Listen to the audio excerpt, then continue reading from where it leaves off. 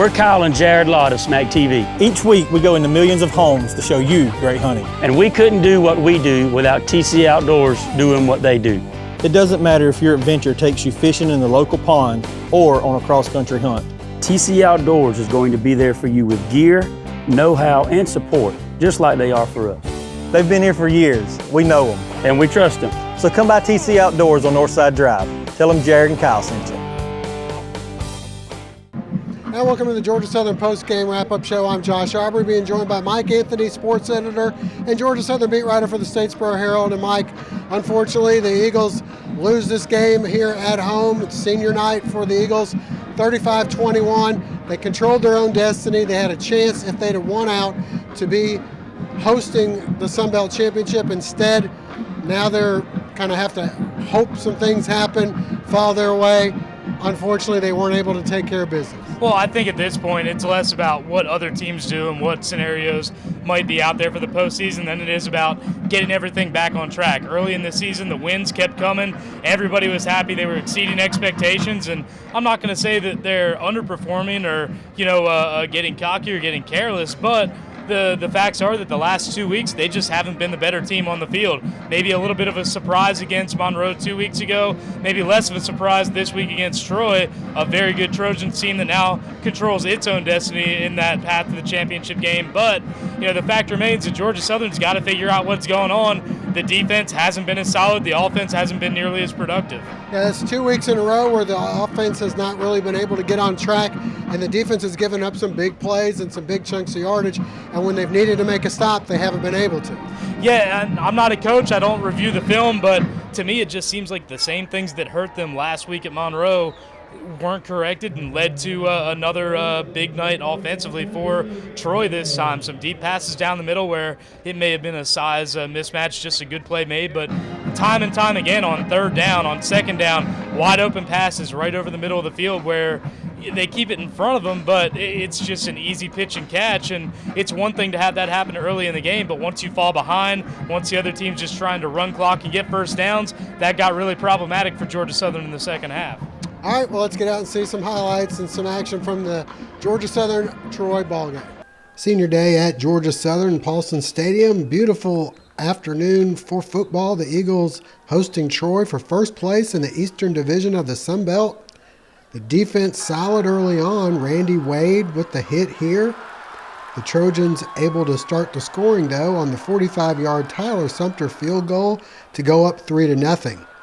The Eagle offense getting on track as Monteo Garrett busts free for the 29-yard run on his only carry of the game.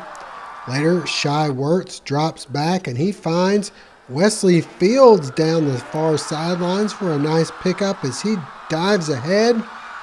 And then finishing things off, Wirtz to Ellis Richardson for the touchdown as the Eagles take a 7-3 lead.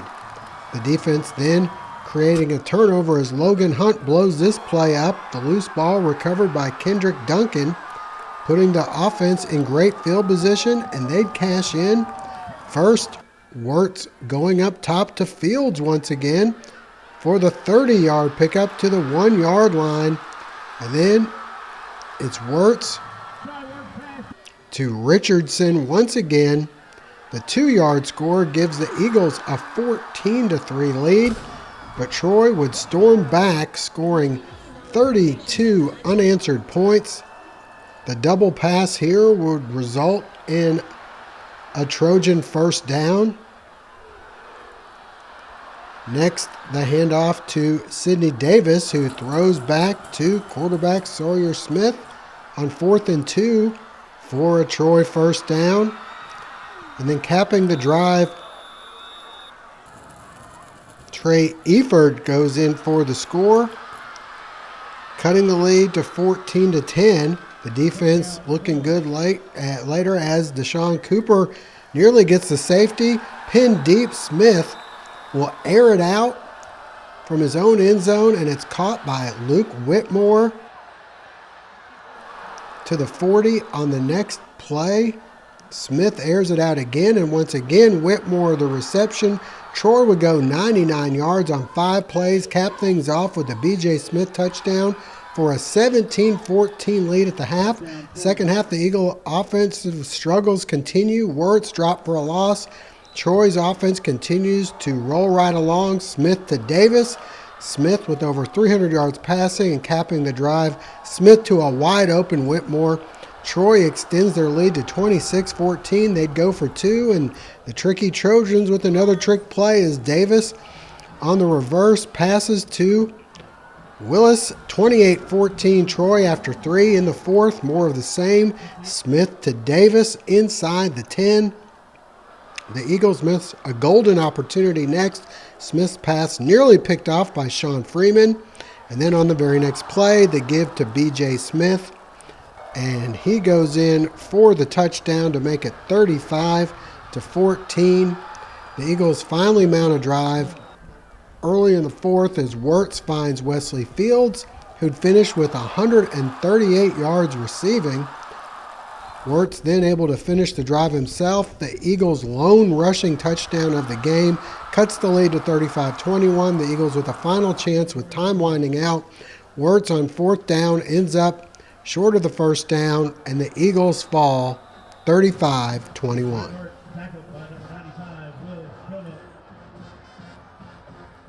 After the game, we had a chance to talk with Coach Lunsford and some of the players about the game.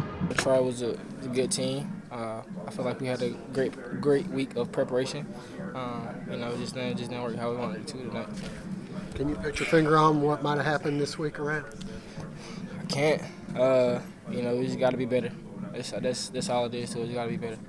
What's the feeling in the locker room? What does Coach tell you after this game? Man, it hurt.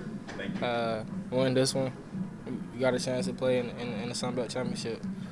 We lost. You know what I'm saying? I don't know where we go from here, but we got two more, and that's what we control, and that's what we're gonna do. Come back tomorrow, prepare, get back to work. I think we need to do anything different. We prepare great every day. The results just aren't there. So keep preparing how we prepare. Keep the same positive energy. Don't be affected by the noise that's going on with us having this 2-game losing streak. We've had a great season, and it don't stop with these last two losses.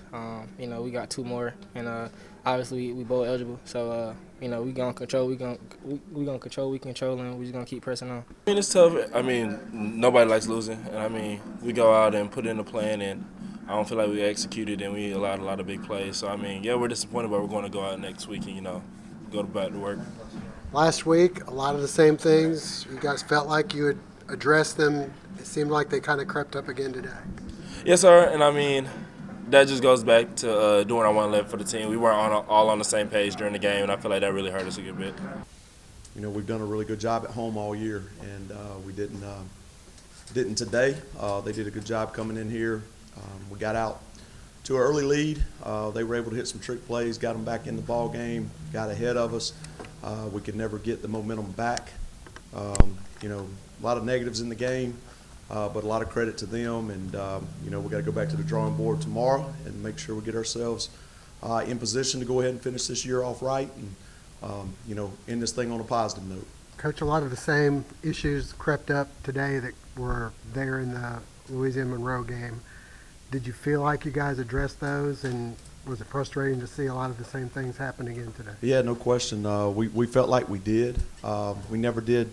We were never able to get the run game established, and then giving up, we only made them punt 2 times. And obviously a good football team like Troy, you can't win if you do that. And, we gotta fix some things. Right now, we're not playing our best football, and we got to understand that we're doing a good job with taking care of the football, and we're doing a good job of the penalty piece. We ended up getting a personal foul there that extended a drive for them, but we're just not right now. We're not giving it enough, and we got to make sure that we get our offense, defense back on track, and get some momentum going into the last part of this season. And if we're going to win Sun Belt championships, we got to be able to play with the best. And right now, Troy's first place, and they're the best. We got to figure out how to get our team in a position to be able to beat them. We end up hitting some RPO stuff where they creased us in the inside vertical game. The biggest piece, I think, when you start looking at it in the first half is we gave up some deep balls